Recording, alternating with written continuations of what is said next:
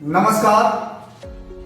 Idealise news के विशेष कार्यक्रम रूबरू में मैं आज खास व्यक्ति से आपको मिलाने जा रहा हूं। आपको बताते चलूं कि ये पेशे से अध्यापन कार्य करते हैं, यानी पेशे से अध्यापक हैं और साहित्यकार हैं, कवि हैं। इन्होंने वर्ष 2004-05 से लिखना प्रारंभ किया था और 2011-12 से मंचों पे यानी पूर्णिया के मंचों पर आना इन्होंने प्रारंभ कर दिया। आपको इनके विषय में बताते चले कि ये मूलतः कटिहार जिला के रहने वाले हैं, लेकिन अभी वर्तमान में पूर्णिया जिला में रह रहे हैं और यहीं अब इनका रहना हो रहा है। तो बहरहाल इनके विषय में मैं ये कहूंगा कि इन्होंने यह साबित कर दिया है कि कौन कहता कि आसमां में सुराग नहीं हो सकता, कौन कहता कि आसमां में सुराग नहीं हो सकता, एक पत्थर तो तबीयत से उछालो यार। जी हाँ, मैं बातें कर रहा हूं रंजीत तिवारी जी का। अब आपको लाइव न्यूज के प्रोमो में देखा होगा, आपने क्या खूब कहा आपने। जी हाँ, साहित्यकार रंजीत तिवारी जी, क्या खूब कहा आपने। बहुत जल्द आपके बीच आइडियलाइज न्यूज से लेकर आएंगे, जिसमें ये होस्ट होंगे यानी एंकरिंग करेंगे और साथ में को एंकरिंग भी कोई फीमेल शहर की जानी मानी या बिहार की जानी मानी साहित्यकारा या कलाकारा करेंगे।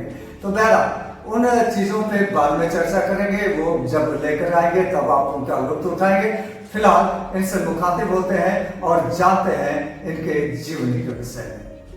जी सर, नमस्कार और स्वागत है आपका विशेष कार्यक्रम रूबरू में। बहुत बहुत धन्यवाद। मैं आइडियलाइज न्यूज के चैनल के माध्यम से पूर्णिया वासियों और समस्त भारतवासियों को शारदीय नवरात्र की शुभकामनाएं देता हूं, बधाई देता हूं और साथ में ये कामना करता हूं कि माता रानी आप सबों के जीवन को अपने आशीष से परिपूर्ण कर दे, समृद्ध कर दे। सर, आप किसी परिचय के मोहताज नहीं, लेकिन फिर भी मैं चाहूंगा कि सुधी दर्शक को संक्षिप्त परिचय दिया जाए। जी, मेरा नाम रंजीत तिवारी है। मैं कटिहार शहर का रहने वाला हूं और वर्तमान में अभी पूर्णिया शहर में रहकर अपनी आजीविका चला रहा हूं, अध्यापन कार्य के तौर पर। कई वर्षों से लेखन का अभ्यास चल रहा है। मैं तो कहूँगा पूर्ण तो कभी अभ्यास होता नहीं है, तो ये अभ्यास चल रहा है कई सालों से। और विगत 2012 या 13 से मैं मंचों पर स्थानीय शहरों में, कटिहार में कई मंचों पर, अभी तक मैं खगड़िया, पटना, बेगूसराय, इन सब को भी मंचों पर अभी जाने का सौभाग्य प्राप्त हुआ है। और 2019 में हिंदी भाषा परिषद एक संस्थान है खगड़िया में कार्यरत, तो उनकी ओर से जो प्रत्येक वर्ष किसी न किसी साहित्यकार को समर्पण करके वो गोष्ठियां चलाई जाती है, अधिवेशन चलाया जाता है। 2019 में मुझे पंडित जानकी वल्लभ शास्त्री सम्मान से भी सम्मान पाने का सौभाग्य मिला है।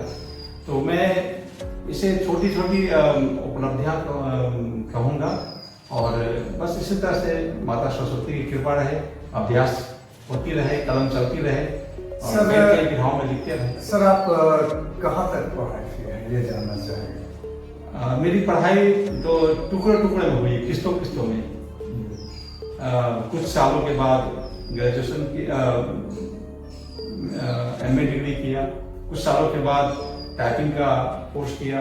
तो ये अभी तक तो अगर कुल पढ़ाई की बात है तो स्नातकोत्तर मतलब MA डिग्री हूँ। सर, अभी आपने MA डिग्री लिया और MA डिग्री लेने के बाद जब आप टीचिंग लाइन में आए जी, और अमूमन यह देखा जाता है कि जब टीचिंग लाइन में लोग आते हैं तो खास करके प्राइवेट टीचिंग में जो होते हैं, आप प्राइवेट टीचिंग से बिलोंग्स करते हैं, अमूमन यह देखा जाता है कि प्राइवेट टीचिंग में जब लोग आते हैं तो सुबह से लेकर शाम तक वो व्यस्त हो जाते हैं, यानी ट्यूशन से कोचिंग से स्कूल, उनके पास समय ही नहीं बचता है कोई दूसरा कार्य करने के लिए और वो इंटरेस्टेड नहीं हो पाते हैं कला में या साहित्य में। फिर भी इतने कष्ट के बावजूद, इतनी व्यस्तता के बावजूद आपकी रुचि साहित्य की ओर हो गई और कविताएं की ओर हो गई, तो ये कैसे हो पाया? स्कूल के समय से ही टुकबंदी कर लिया करते थे। जब टिफिन में कई बच्चे खेलते हैं तो हम लोग टुकबंदी कर करके, है ना, किसी गाने पे अपने अपने शब्द मिला करके टुकबंदी करते थे। लगता था कि यही कविता है। है ना, इससे आगे कविता है ही नहीं।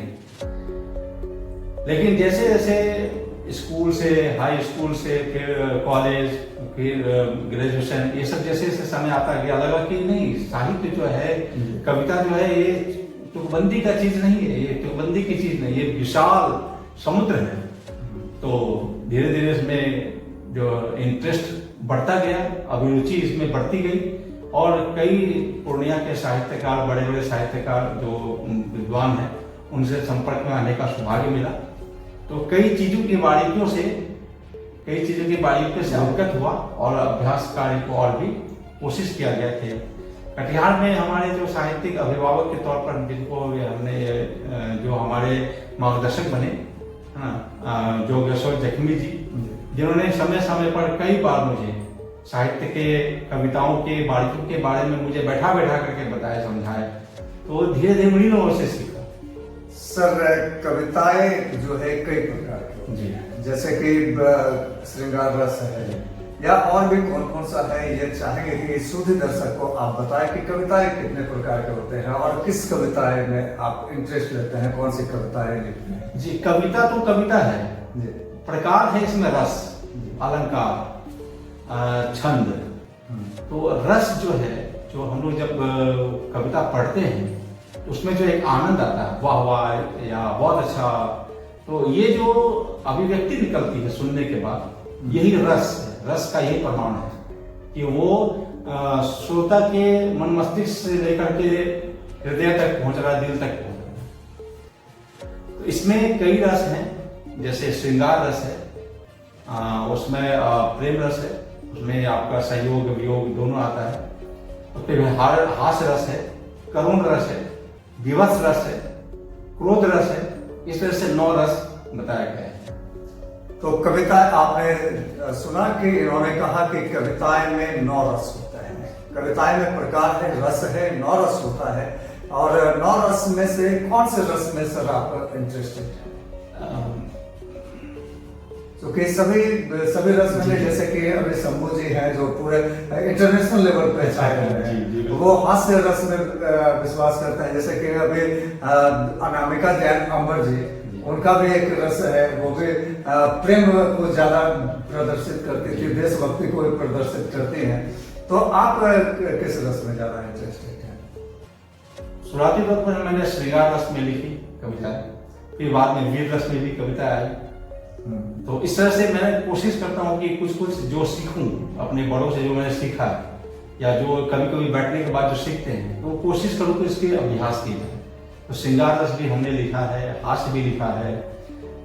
स्टार्टिंग आपने श्रृंगार रस से किया, तो मैं चाहूंगा कि शुद्ध दर्शक को श्रृंगार रस का एक कविता है, एक कविता मैं सुनाता हूँ कि एक दिन का जो रूटीन है, उसके आधार पर आपके सामने प्रस्तुत है कि रात की मदहोश भरी आगोश से जब मैं जगूं, और इंतजार में पलकें तुम्हारी राह निहारे। वाह।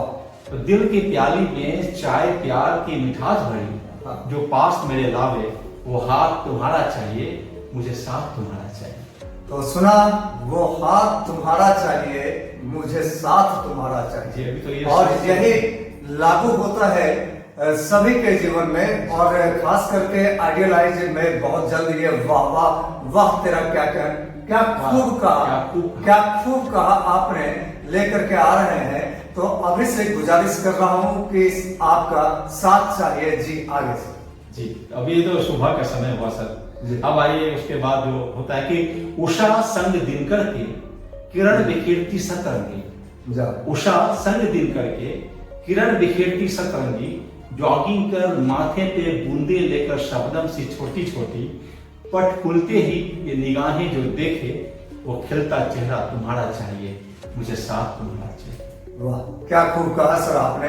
उसके बाद फिर आपने कहा कि मैं देश के ओर मुड़ गया, यानी ये कविता तो पूरी हो जाए। जी जी। अब आइए, दिन भर के काम से जब वो घर वापस आता है जी, तो दिन भर के काम से जंग, संध्या थकन के संग, गले की टाई करके ढीली, खोकर अपने श्रम की उमंग, कदम जो थकते रखूं और चाहते जो खुले दरवाजे, कदम जो थकते रखूं और चाहते जो खुले दरवाजे, वो मुस्कान तुम्हारी चाहिए, वो मुस्कान जो लौटा दे उमंग, खुशियों के साथ खिलते रंग, वो रंग तुम्हारा चाहिए, मुझे संग तुम्हारा चाहिए, मुझे साथ मुझे संग तुम्हारा चाहिए, मुझे साथ तुम्हारा चाहिए। क्या खूब कहा सर आपने।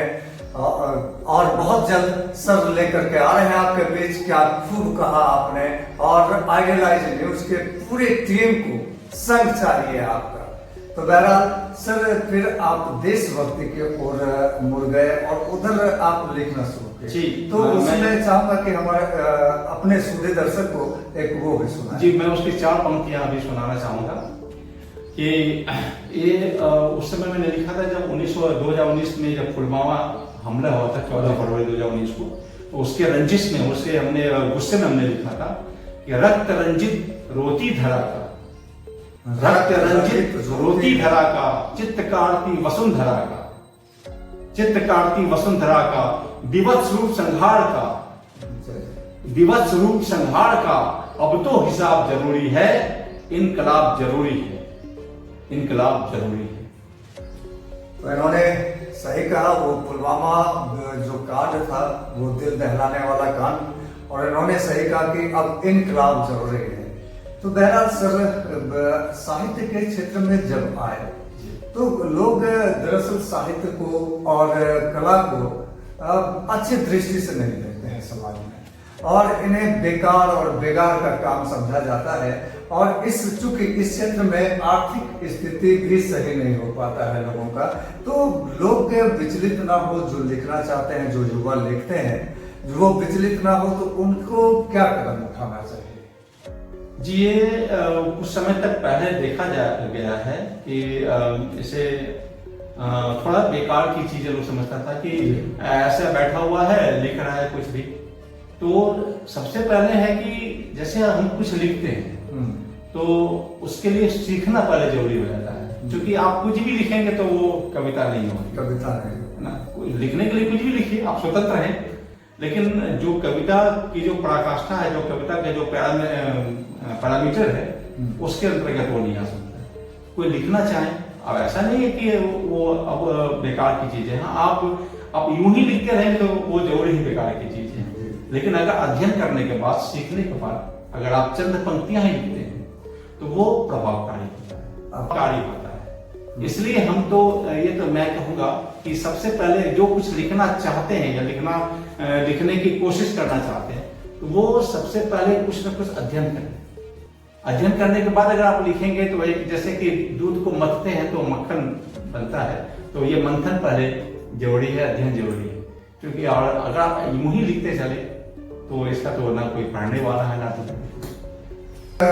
जैसे कि कोई इंटरेस्टेड है कविता लिखने, इंटरेस्टेड है, उसको इंटरेस्ट, मजा आता है कविता सुनने में, वो चाहता भी है लिखना, लेकिन उससे हो नहीं पाता है, तो वो क्या कदम उठाए? उसके लिए क्या कदम हो सकता है? उसके लिए एक मेरे हिसाब से तो एक कदम है ये कि जो अपने देश के साहित्यकार हैं, अपने बिहार के साहित्यकार हैं, भारत देश के साहित्यकार हैं, जैसे फणीश्वर रेणु अभी हमारे पूरे बिहार में दूसरे प्रेमचंद के नाम से जाने जाते हैं, आंचलिकता के मां, और उसमें जो भाषा शैली है वो कैसे लिखे, है ना, उनको पढ़ना जरूरी है। यानी ज्यादा से ज्यादा पढ़ना जरूरी है। बड़े से बड़े साहित्यकार की किताबों को आप पढ़ें। बड़े बड़े गजलकार हैं, निदा फाजली गजलकार हैं, कुमार विश्वास जो अभी आप ट्रेंड जिसको अभी हम लोग कह रहे हैं इंग्लिश भाषा में, है ना, उनके पुस्तकों को देखें। तो ये कहीं ना कहीं जब तक हम दूसरों की पढ़ेंगे नहीं, जब तक अपने से पढ़ो, दूसरे मतलब कि अपने से बड़े साहित्यकार जो इस संसार में, जो इस भारत देश में नाम कर रहे हैं, उन्होंने अपने गजल के माध्यम से, कविताओं के माध्यम से मंचों को सजा कर रखा, तो वैसे लोगों को कृतियां पढ़ने की जरूरत है। तो आपको कहीं ना कहीं विचार आपके मन में उत्पन्न होंगे।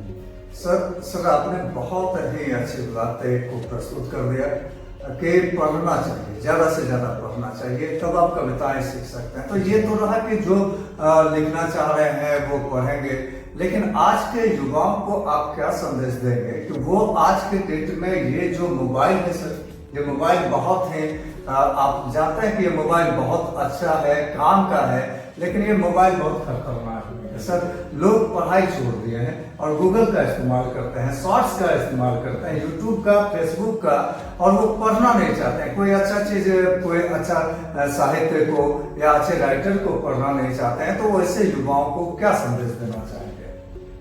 देखिए, जहाँ तक मोबाइल की बातें हैं और जहाँ तक टेक्स्ट बुक की बातें हैं, दोनों अपने अपने जगह पर महत्वपूर्ण है। ऐसी बात नहीं कि ये अगर साइंस ने इसे बनाया है तो ये मानव के उपयोगी नहीं है, ऐसी बात नहीं। आप इसमें जो भी ढूंढना चाहेंगे, जिस भी आप विषय के बारे में जानना चाहेंगे, इसमें गूगल में आपको मिल जाएगा। बड़े बड़े साहित्यकार की जिनकी किताबें, अब जैसे कि ये क्या है, एक तरह से पोर्टेबल, आप इसको पोर्टेबल लाइब्रेरी भी आप इसको कह सकते हैं। आप कहीं भी चल रहे हो, ठीक है, तो इसमें ना शॉर्ट्स ना देख करके, है ना, बहुत ज्यादा टाइम स्पेंड ना करके आप किसी साहित्यकार को गूगल सर्च कर लें, उनके बारे में, उनकी जीवनी, उनके कविताएं आपको मिलेंगी, तो कहीं ना कहीं पढ़ करके आपको इसका फायदा ही मिलेगा। तो इन्होंने जाने अनजाने में बहुत बड़ा संदेश दे दिया आप युवाओं के लिए। इन्होंने कहा कि आप मोबाइल में इंटरेस्टेड हो, मोबाइल खराब चीज नहीं है, लेकिन मोबाइल में शॉर्ट्स जो देखते हो या जो रील्स आप देखते हो, वो देखने के अलावा अपने काम की चीजों को देखो। अगर आप विज्ञान से रिलेटेड हो, विज्ञान के छात्र हो, तो विज्ञान से रिलेटेड चीजों को देखो, गूगल पे या यूट्यूब पे भी मिलता है। या आप साहित्य से रिलेटेड हो या जिस चीज में इंटरेस्टेड हो, आप उस चीज को देखो। तो क्या है, सभी लोग कहते हैं ना कि कविता मन का भाव है, ये तो सही बात है, लेकिन मन के भाव को व्यक्त करने का जो शैली है, मन के भाव को व्यक्त करने की जो शैली है, वो आपको किसी बड़े साहित्यकार, किसी विद्वान के सानिध्य में, है ना, जब तक आप नहीं जाएंगे, तो उनके विचारों को जब तक नहीं सुनेंगे, तो ये आपके मन के भाव को और ताकत नहीं मिल पाएगी। इसलिए जहाँ मन के भाव को अभिव्यक्त करना है, तो उनकी जो शैली है, उनका जो तरीका है, वो जानने की जरूरत है, वो जानने की जरूरत है। सर, कविताएं यथार्थ आज के डेट में है क्या, ये जानना चाहेंगे, लोगों के लिए यथार्थ है? जी बिल्कुल, कविता यथार्थ है। कविता से हमें ताकत मिलती है, कविता से हमें ऊर्जा मिलती है। आप अगर अवसाद में है, अगर आप डिप्रेशन में है, आप थोड़ा सा भी अगर माइंड अगर आपका अपसेट है ना, दुखी है, तो आप किसी अच्छे साहित्यकार की आप कविता पढ़िए, वीर रस की पढ़िए या श्रृंगार की पढ़िए।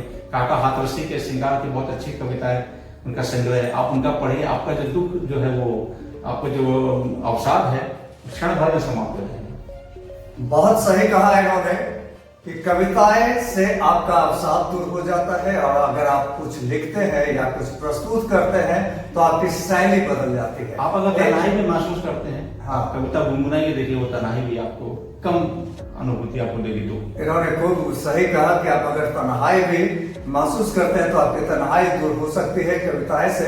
जैसे कि आप सूर्यदर्शक देखते होंगे कि मैं कभी कभी किसी न्यूज में कविताएं की कुछ पंक्तियां को ऐड कर देता हूं, तो लोग कहते हैं, अब मुझे कॉल भी आने लगा है कि जब मैं नहीं पंक्तियां ऐड करता हूं, तो लोग कहते हैं कि शशि भैया शायरी को ऐड कीजिए आप। तो लोग ऐसा करते हैं, यानी कविताएं की कुछ पंक्तियां लेने से कोई भी आपका लिखने का शैली है या कुछ भी है, तो वो एक स्टैंडर्ड हो जाता है, आपका अवसाद दूर होता है। तो बहरहाल सर, चलते चलते चाहूंगा, चूंकि समय अभाव है, और चलते चलते चाहूंगा कि एक दो कविताएं शुद्ध दर्शक को सुनाया जाए, और आने वाले जो एपिसोड हैं आपके, उनके विषय में भी कहा जाए। कि बहुत जल्द मैं आइडियल आइज न्यूज के चैनल के माध्यम से एक साहित्यिक संध्या, साहित्यिक कवि गोष्ठी का कार्यक्रम मैं प्रस्तुत करने जा रहा हूँ। इसकी सारी संरचनाएं बन चुकी हैं, बस जैसे ही इसका सही समय आएगा, मैं इसमें फ्लैश हो जाऊंगा। मैं इसमें आपके लिए, आप समस्त सुधी श्रोताओं के लिए, मैं पूर्णिया सहित, स्थानीय सहित, मतलब अन्य जगहों से भी सुधी साहित्यकारों को आपके चैनल के माध्यम से सुनवाने की कोशिश करूंगा। इसमें आपका साथ चाहिए, और आप इसे देखेंगे, आपको आपकी मनोरंजन भी होगी, और कहीं ना कहीं आपको कुछ न कुछ प्रेरणा और कुछ न कुछ दिशा निर्देश भी आपको मिलेगा जीवन से संबंधित।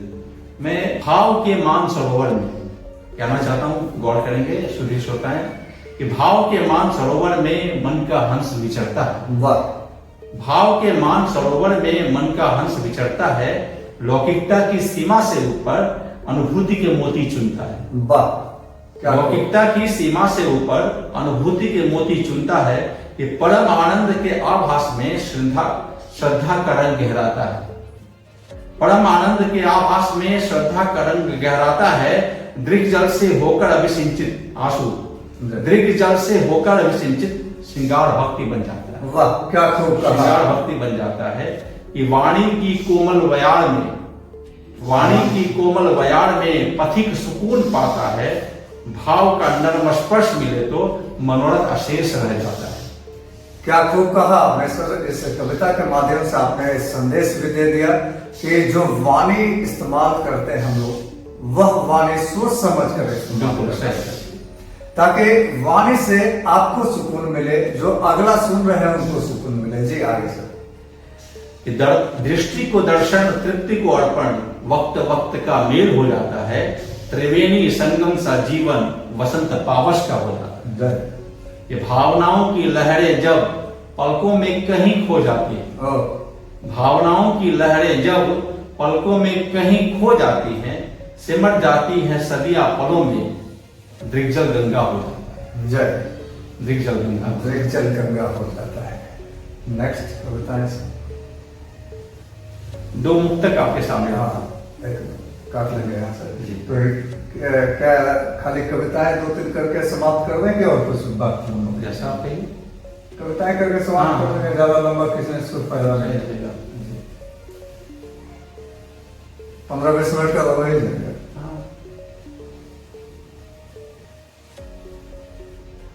दरअसल 2 महीना 3 महीना से हम लोग छोड़ दिए करना, तो 3 महीना बाद आज कर रहे हैं। तो आज हिचकिचाहट हो रहा था, पता नहीं क्यों। हम कैमरा पाए इतना रुकते नहीं, हम कैमरा पे रुक रहे जी। अगले मुक्तक के रूप में मैं प्रस्तुत कर रहा हूं कि कभी झुकते नहीं है वो खड़ी जो बात करते हैं। जय। कभी झुकते नहीं है वो, ये आत्मसम्मान की बात है। जो सच बोलता है, जो सच है, जो खड़ा बोलता है, जो अपने पथ पे अडिग रहता है, हाँ। वो किसी के सामने उसे झुकने की आवश्यकता नहीं। तो कभी झुकते नहीं है वो खड़ी जो बात करते हैं, कदम रुकते नहीं उनके सही जो राह चलते हैं, कि सजाते हैं करम अपना सदा ईमान के पथ पर। सजाते हैं करम अपना सदा ईमान के पथ पर, दिखावे में नहीं रहते नहीं आघात। सर, लेकिन सच्चाई के रास्ते पर चलने में आपने जो कविताएं लिखा है बहुत खूब आपने लिखा है, लेकिन सच्चाई के डगर पे चलने में बहुत कष्ट होता है सर। उसी कष्ट अगली लाइन में आपको सुनाता हूं। चलिए आगे उस कष्ट को लेकर के सर आ रहे हैं। जमाने की अदावत को नजर उनकी परखती है। अदावत का मतलब होता है विरुद्धाना। तो जमाना कैसा व्यवहार कर रहा है वो समझते हैं। जमाने की अदावत को नजर उनकी परखती है, विकारों की विचारों में न माया में फिसलती है, नहीं रहते बगावत में नहीं शिकवा शिकायत में, नहीं रहते बगावत में नहीं शिकवा शिकायत में, धुनी वो राह के पक्के डगर मुस्कान भरती। क्या खूब कहा सर आपने। धुनी वो राह के पक्के डगर मुस्कान भरती है। वैसे व्यक्तियों को दूसरे की चापलूसी शिकवा शिकायत में कोई टाइम नहीं है, वो अपने काम में व्यस्त है, मस्त है। आगे से तो बहुत खूब कहा सर आपने। क्या खूब है आपकी कविता। और इन्होंने एक संदेश दिया समाज को कि अगर आप धुन के पक्के हैं, आप लगे रहो, आपकी सफलता आनी तय है। एक ना एक दिन सफलता आपको दस्तक देगी। सही कहा सर। बिल्कुल आपने सही फरमाया।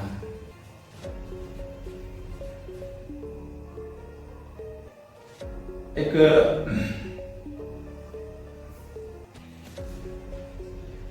अगर आप एक हास्य सुना जी।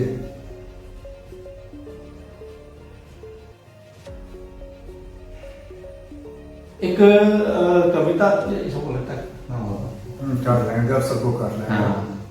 एक चलते चलते एक कविता मैं आपको सुनाना चाहता हूँ। थोड़ा सा ये गंभीर कविता है, इस पर थोड़ा सा विचार करने वाली कविता है ये।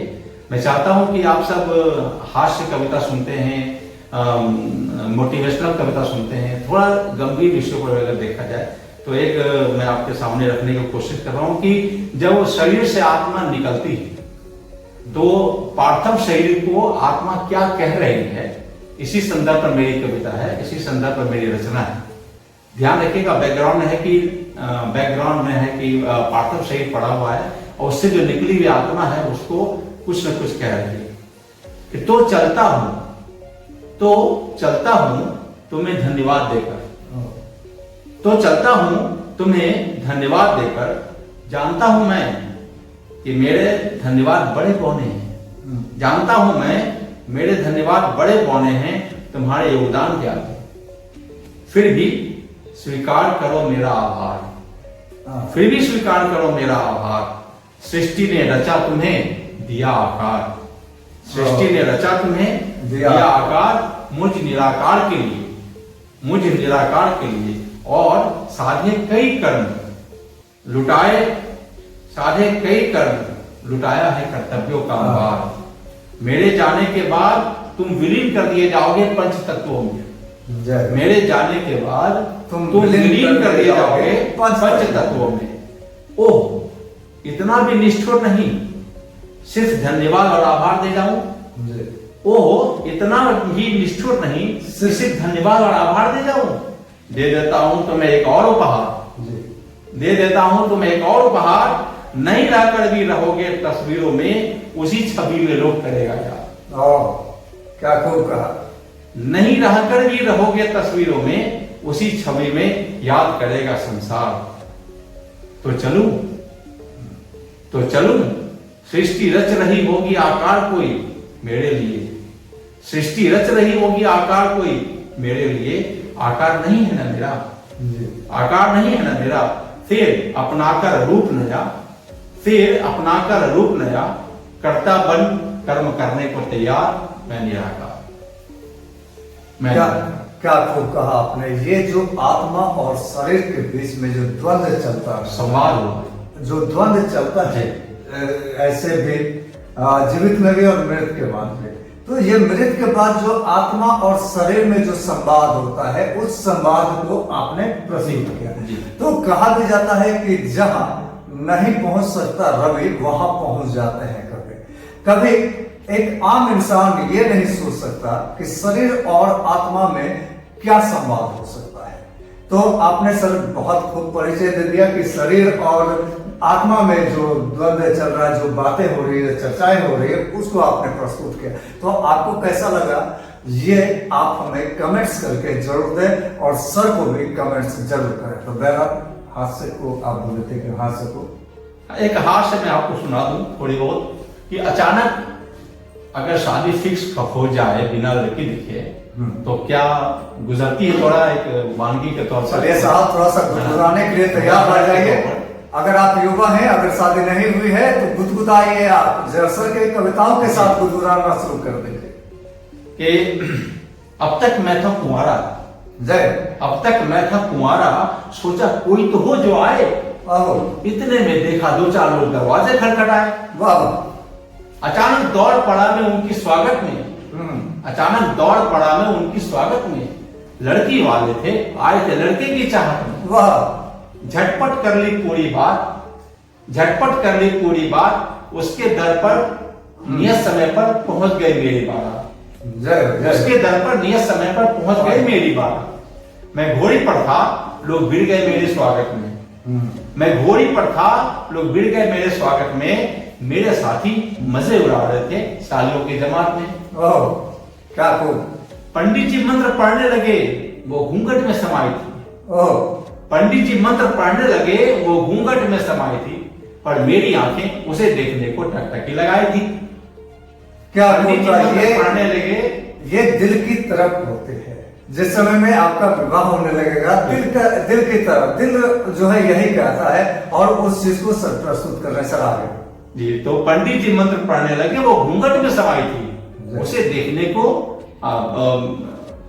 पंडित जी मंत्र पढ़ने लगे, वो घूंघट में समाई थी, पर मेरी आंखें उसे देखने को टकटकी लगाई थी। दो टूक कहकर पंडित जी ने मुझसे मांग भरवाए, मंत्र पूरे हुए, रस्म पूरे हुए, पंडित ने मुझसे मांग भरवाए, पर हाय मेरी किस्मत, उस देवी के दर्शन ना हो पाए। जय, ये हाल बेहाल हो जाता है मेरी किस्मत, उस देवी के दर्शन ना हो पाए। कि सुहाग रात प्रेम की बात पर चांद पर चिलमन पड़ा था, उसे बाहों में लेने को दिल का जो सुफन पड़ा था। जैसे ही कुछ कहकर मैंने उसका घूंघट हटाया, अपनी प्रेम कुमारी का बड़ा ही सुंदर रूप पाया। जय जय। देखकर उसकी सूरत बाहर हंसी अंदर रोना आ गया। देखकर उसकी सूरत बाहर हंसी अंदर रोना आ गया। और कोई मिला नहीं, मुझे ही बलि का बकरा बना गया। वाह, क्या खूब कहा आपने। यानी शादी के पहले जो लड्डू आप नहीं खाएंगे उसके लिए तरसेंगे, और शादी के बाद जब आप लड्डू खाएंगे तो उसके बाद पछताएंगे। तो वही कविताएं को आपने प्रस्तुत कर दिया। तो सर, कहीं ये आपकी दिल की बात तो नहीं है? आपके साथ अब तो घटना नहीं। आगे तो सुनिए जी, आगे सुनिए सर। कि मुस्कुराहट थी उसकी जैसे जमीन पर पत्थर पटक गई। मुस्कुराहट थी उसकी जैसे जमीन पर पत्थर पटक गई। मैं रो रहा था, मेरी किस्मत कहाँ कर अटक गई। जय। मैं रो रहा था, मेरी किस्मत कहाँ कर अटक गई। अंतिम में तो पोल खुल रही है सर। जी जी जी, अंतिम में पोल खुल रही है कि शुक्र है भैया, ये तो थी मेरे सपने की बात। शुक्र है भैया, ये तो थी मेरे सपने की बात। सोचो अगर सच होते तो क्या होते मेरे हालात। सोचो अगर सच होते तो क्या होते मेरे हालात। सर, कहीं आप डर के वजह से कविताएं को आगे तो नहीं बोल। देखिए भाई, डरते सभी हैं घर में, चाहे वो जोर है, डरते हैं। तो भाभी जी के डर के वजह से इन्होंने कविताएं को अंतिम में मोड़ दिया। तो आगे सर, बहरहाल ये बहुत बड़ी सीख दे रही है कविताएं। हास्य कविता है लेकिन सीख दे रही है। हाँ, तो आपसे अनुरोध है कि आप इन कविताओं का मजा लें, लेकिन इसमें जो सीखने की चीजें हैं उसको भी सीखें, जो सीखें जी। तो बस चलते चलते एक बार पुनः मैं आप सभी सुधी जनों को दुर्गा पूजा की, नवरात्र की बहुत बहुत हार्दिक शुभकामनाएं संप्रेषित करना चाहता हूं, कर रहा हूं। ईश्वर आप सभी को समृद्धशाली बनाए, माता रानी की कृपा आप सब पर बढ़ती रहे। जय माता दी। हम लोग फिर बहुत जल्द मिलने वाले हैं और मिलेंगे। इंतजार कीजिए, थोड़ी प्रतीक्षा, थोड़ा इंतजार, आने वाले हैं हम सब मिलकर। वाह, क्या खूब कहा आपने इस कार्यक्रम को लेकर। तब तक थोड़ी प्रतीक्षा, थोड़ा इंतजार। और लगता है बहुत ज्यादा इंतजार नहीं करवाऊंगा आपको, बस दुर्गा पूजा और दिवाली तक इंतजार करवाऊंगा। उसके बाद बहुत ही खूबसूरत कार्यक्रम खूब कहा आपने लेकर आ रहा हूं। तो आज के लिए इतना ही, फिर सप्ताह किसी और व्यक्तित्व के साथ। तब तक के लिए आप तमाम सुधी दर्शक को मैं शशिकांत प्रणाम करता हूं, सलाम करता हूं, सत श्री अकाल करता हूं और दुर्गा पूजा की हार्दिक शुभकामनाएं देता हूं। धन्यवाद। धन्यवाद।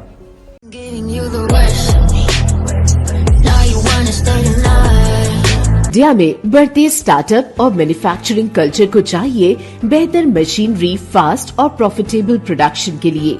ऐसे में चाहे पानीपुरी वाला ही अपना बिजनेस एक्सटेंड करना चाहे तो उसे चाहिए ऑटोमेशन का साथ। स्लीपर्स मेकिंग से लेकर डिटर्जेंट मेकिंग मशीन्स और पेपर प्लेट से लेकर कैटल फीड मेकिंग मशीन्स तक अब आप प्रोडक्ट्स भी बनाएं हमारी मशीन के साथ और पैक भी करें हमारी मशीन के साथ। आपका रिलायबिलिटी और क्वालिटी में नंबर 1 पार्टनर।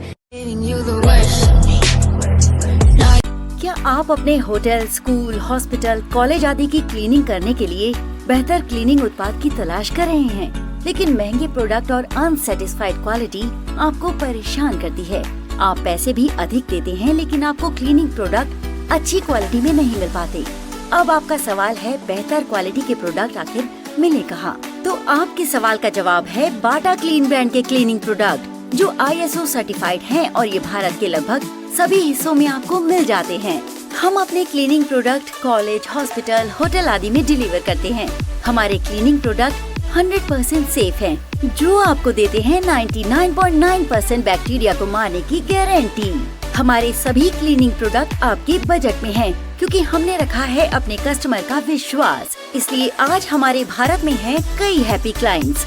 हम आपके लिए लाए हैं toilet cleaner, hand wash, phenyl, floor cleaner और भी बहुत कुछ खास, क्योंकि हम देते हैं कम पैसों में ज्यादा सफाई का वादा। तो आज ही अपना ऑर्डर देने के लिए स्क्रीन पर दिए नंबर पर कॉल करें।